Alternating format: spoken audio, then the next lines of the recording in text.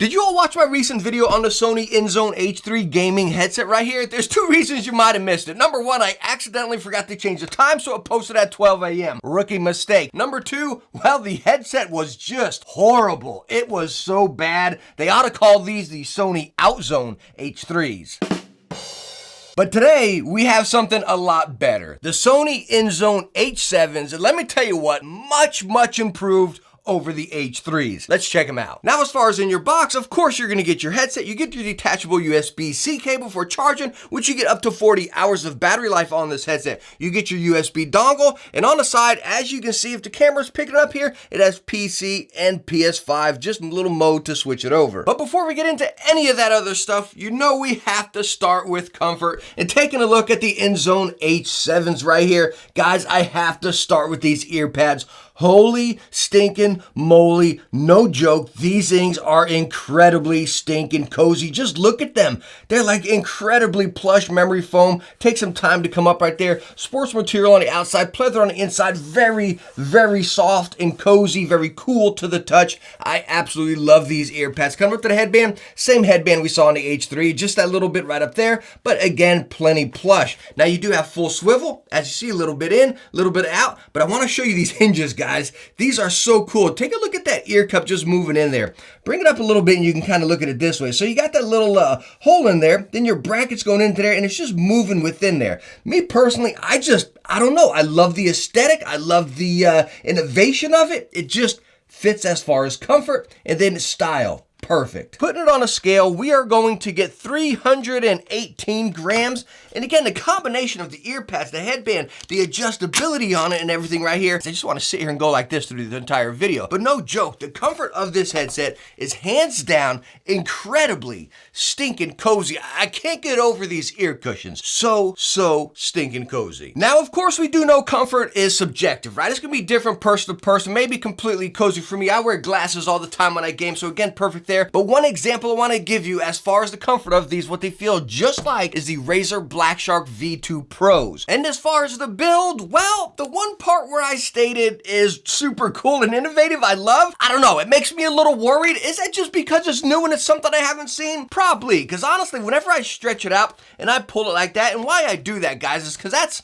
the motion this headset's gonna get constantly. Putting it on over and over, that's what's gonna get the tension. Now, the little arm that's going into that hole, whenever I stretch it out, it bottoms out and hits the edge right there. So it's not necessarily pulling anything inside of that bracket. What it's really pulling on is this plastic to that plastic. As far as our headband joint, same thing we saw in the H3s. And again, I stretch them out. I mean, you're not gonna be going this far, you know? I'm concerned, but I'm not worried, if that makes sense. I like the build here. Now let's go and talk features and functions. And as you've seen on the back right ear cup here, you have your game to chat adjustment, which yes, it works on PC and PS5, and that's really where the dongle comes into play as far as your switching right there. You have to make sure you got it on PS5 to be able to control this on the PS5. It actually comes up on a screen and lets you know your adjustments. Right down here, you have Bluetooth, and yes, it is simultaneous Bluetooth. You can have your game playing while your music's playing right there. Really cool to have simultaneous. Over here, your power button. Back left ear cup, you have your volume wheel, which it does have tactile steps,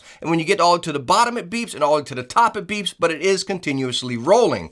And then you have your USB-C charge port, and then your flip down to active microphone. Now, if you noticed right there, when I showed you that volume wheel, it kind of bulges out of the back of the headset, which is really cool. I honestly like it, because you got it on your head, bam, you know right where it is. You're not searching, wait, is it this wheel? Is it that one or whatever? It sticks out, bam, and it's right there. Now, unfortunately, whenever I got onto my console, my PS5's out there on a big TV, and I sit back on the lazy boy when I'm on consoles, right? So I lean back, and unfortunately, if I move my head, it would constantly move this wheel, which was a big bummer. Now when I'm on PC, which, yeah, Sony's marking this as a PC headset. When I'm on PC, perfectly fine. I'm in a gaming chair, I'm sitting at a desk, I'm right up, you know, perfectly fine. But again, bit of a stinker when I was cozy in a lazy boy. So how about the microphone on the Sony Inzone H7 right here? Again, it is flip up to mute, flip down to active, plenty of multiple. We can pull it out a little bit here, pull it up, see how it sounds like that.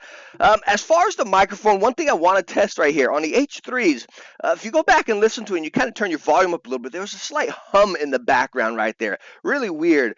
But again, I'm not adjusting anything. You can go into the Inzone software and really tweak with your microphone a little bit, kind of adjust it up right there. But again, we're stock right out the box. Listen to it plugged into the USB dongle. What I want to do now is plug it up or sync it up via Bluetooth and see what that sounds like. And now you're hearing the microphone connected by Bluetooth to my phone, iPhone 12 Pro Max, I believe is what we have right here. Again, no tweaking or nothing, just simply set on audio recording and pressed record. So now we're getting that difference. Say if you were in-game chatting via the USB, and now you're getting one by Bluetooth, say if you get a call on the other end or something, or maybe you're playing some mobile game, and this is what the microphone sounds connected via Bluetooth. All right, so now let's go and talk about the sound of the Sony H7 Inzones right here. And again, like I stated before, Sony is marketing these as PC headsets, right? This is their PC line. But of course, myself included, when we see Sony, we think PlayStation. At least I do, right? Maybe a Walkman, I'm not too sure. But anyways, even on the dongle, you have the PS5 and you have the you have the PC switch right here.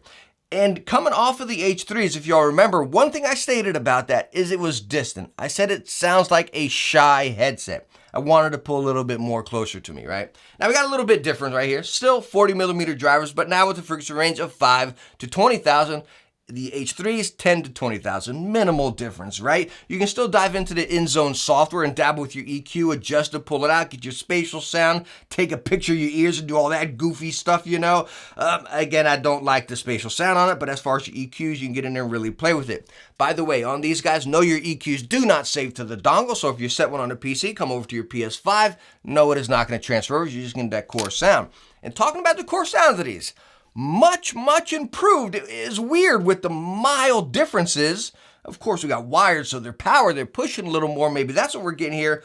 Much improved over the H3s, like night and day, for sure. Now, talking about that detail, I stated the H3 seemed kind of shy, like the detail. I don't want to say clarity, but maybe like if I'm playing competitive or that environment, I want a little more in my face. I still got a little lackluster here with this, you know. Now I'm coming off, I've been using the Epos H6 Pros quite a bit lately, right? The VZR1, the Audeze, that's in-your-face sound. So again, you got to understand, that's what I've been using. This is much better than the H3s. Okay, let's get that out the door. But still, I felt like, here's the H3s. Out here as far as the detail and stuff. Here's the H7s, and here's everything else I'm using right in front of me, you know? If that's making sense. But the core experience with these, the bass, the mids, the highs, it was crispy, and it was detailed. When I was using these, playing Uncharted on a PS5, Borderlands, Call of Duty, Halo on a PC, I never caught myself saying, yo, I want to get these off. It's not really doing what I want. I had a good time with it. All right, quick side note here, guys. I just got done talking about sound. You saw it was sitting on my table here and everything, and I don't know if the camera can pick this up, but look at this. It's getting these scuffs because the texture on the ear cups is like this matte texture. It's not shiny or anything.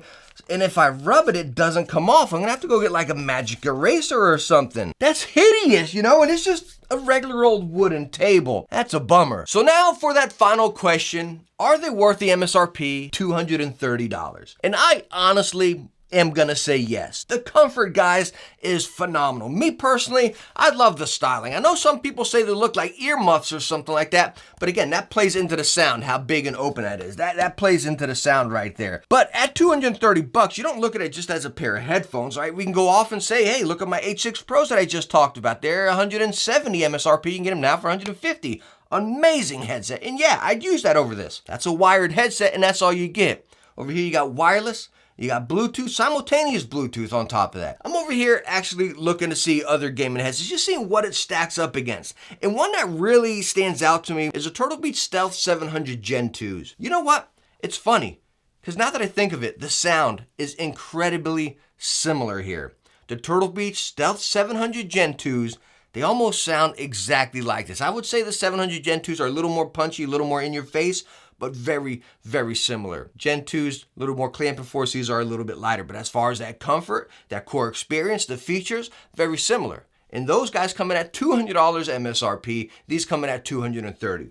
And that's honestly where I sit, yeah, I think it's worth it what you're. I think you're gonna have a good time with what you're getting, even at the MSRP. But sure, as a consumer, I wish they were $200, but heck, I wish everything was a little bit cheaper. But all in all, I had a good time with this headset, much improved over those dang H3s. Yo, those H3s were one of the worst headsets I tested in a little while. It was amazing the difference, the improvement we had right here. And again, I had a blast with these, and I do recommend them.